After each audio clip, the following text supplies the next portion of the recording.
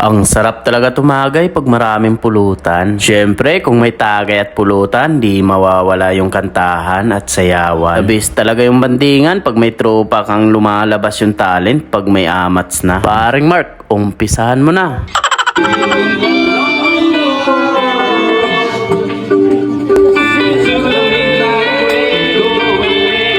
Overnight pa lang kami ngayon kaya walang tulugan. Lalo ito si paring Mark, matibay ito pag magdamagan. Kala ko kasi magdamagan ha. Di pala.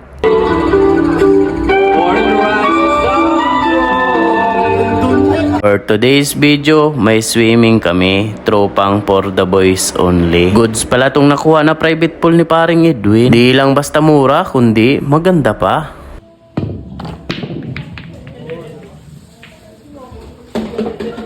Mga mahilig magluto ay meron ng kalan dito. Meron na ding rip para sa mga pagkain na gusto nyong lumamig.